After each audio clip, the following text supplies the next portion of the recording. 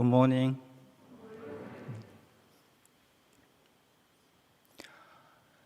I'm going to talk about how to apply the concept of emptiness in our practice.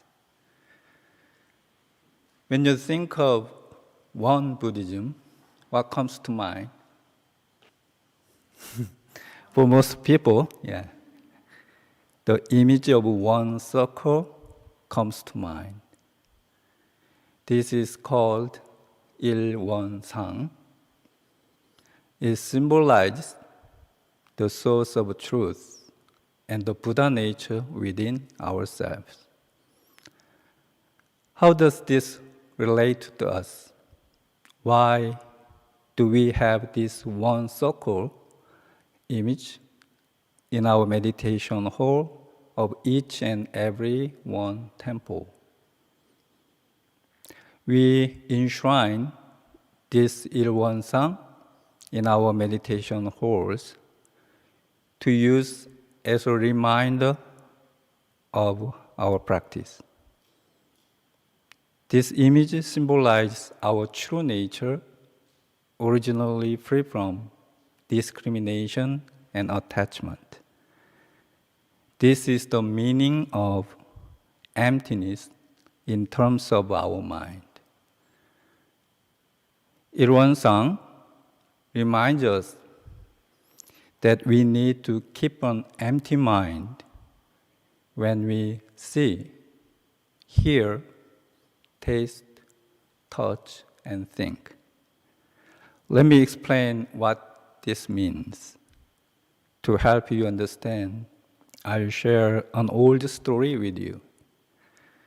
One day, a Korean Buddhist monk named Won-Hyo was traveling to China to further his study of Buddhism. As night fell, he was so tired and thirsty. He found what he thought was a cave and crawled in. As he groped across the ground in the dark, his hand touched a bowl full of water. So he picked it up and drank before going to sleep. He was grateful for water.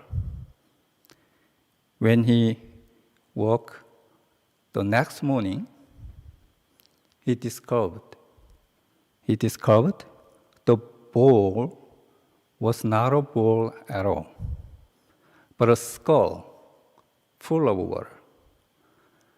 He realized that he had slept in a tomb and was so disgusted, and he vomited and ran from the tomb.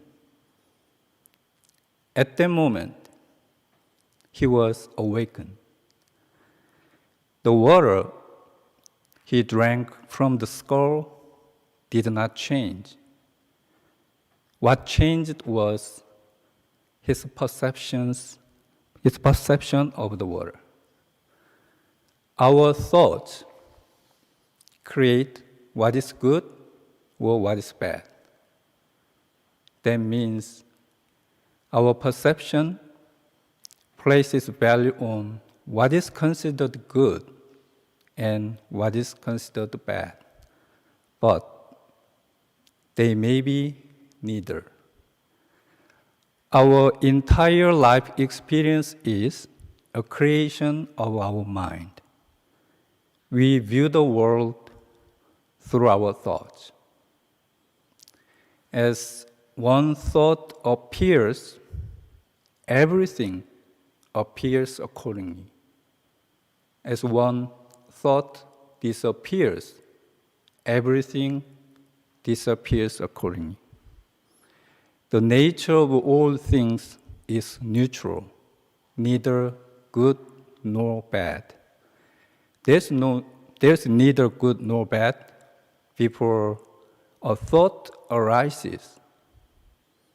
However, When a thought arises, we create our own world through all our memories, expectations, reactions, and so forth. We label and discriminate things and become attached. This is the root of suffering.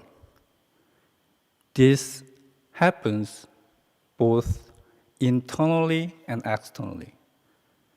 Internally, it creates the sense of unchanging I. And externally, it projects the concept of others. We must realize that the cause of suffering is not in sense object, but in our habitual discrimination and attachment. In other words, the senses and the sense objects themselves not a problem, but our attachment.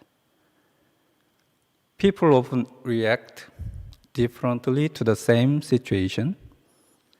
If we look closely, we can see that it is not the situation that troubles us, but our perspective. It is not an event that makes us feel happy or unhappy. We may experience sadness, stress, or excitement because of our swirling thoughts about the event. If an external situation is cause of suffering, we will need to avoid or remove it. However, if our discrimination and attachment are the cause of suffering, we do not have to avoid or eliminate it, but rather use it as an opportunity for practice and growth. Sotaesan, the founding master of Won Buddhism, said, in order to cultivate the true meditation, we must learn to discipline our mind amid thousands of sensory conditions and gain the great strength that is not disturbed by such conditions. Our practice is to nurture the empty mind and use it in any situation. We can make progress in our practice when we have this clear standard of how to use our mind. If we keep this in our mind, every moment can be an opportunity for practice and growth. Therefore, we must always check our mind to see if we are being led by discrimination or attachment. No matter how difficult a situation we may be facing, it is possible to take a step back and be aware of our mind and to the state of our original nature. This is the place where we can always return and take a refuge. Let me tell you how to use our minds in more detail. When we see, hear, smell, taste, and touch, we should practice doing so without discrimination or attachment. This principle must be applied in any situation. We can then experience emptiness. We can build internal strength that is not disturbed by any conditions and also see things as they are.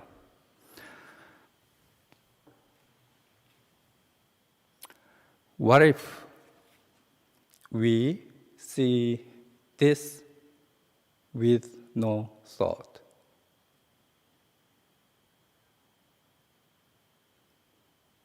there is only the scene. There's no thought of I or of form.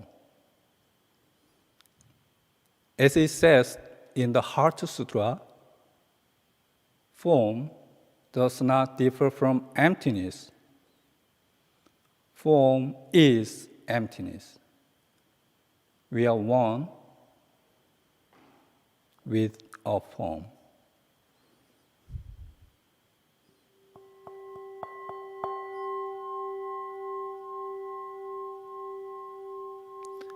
If we hear this sound with no thought, then there is only what is heard. Sound does not differ from emptiness. Sound is emptiness. We are one with the sound. Our mind rests in equanimity as well as in the realization of emptiness. When we dislike someone or something, let us practice no thought. Having no thought is different than ignoring the thing or the person. For example, let's say you happen to meet someone on the street you don't like and want to keep your mind empty. You might want to ignore that person as if you do not see him or her. By ignoring that person, can you really say that you cultivate an empty mind? To practice with an empty mind is to actually see the person without judgment. Your mind is like a mirror and reflects things as they are. Of course, negative thoughts or emotions related with that person will arise. But we don't have to worry. Thoughts, good or bad, will arise. What we must be concerned about, however, is if we are not aware of our thoughts. If we are not aware of our thoughts, then thoughts become like a dream we have while we are awake, whereas dreams are the thoughts that we have while we are asleep. In other words, we will be trapped in our thoughts and we will be slaved to our thoughts. We will be suffer from our thoughts. Depending on our self-awareness, we might or might not be pulled by our discrimination or attachment. As we practice being aware of thoughts, the power of awareness becomes stronger until we are free from our thoughts. I believe Shakyamuni Buddha, Sotaesan, and enlightened masters all practice this way. They are enlightened to the emptiness of the mind, not with discrimination and attachment. They were aware of all thoughts arising in their mind and saw clearly into the cycle of suffering.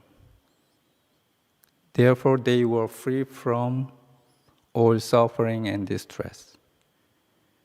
This is where great compassion emerges. When we become free from suffering, we want to help others become free from suffering too. By looking closely at the true nature of this world and practicing meditation, we can see that all things occur only in our minds. Through practice of emptiness, I hope we can end our discrimination and attachment and be free from suffering. Thank you.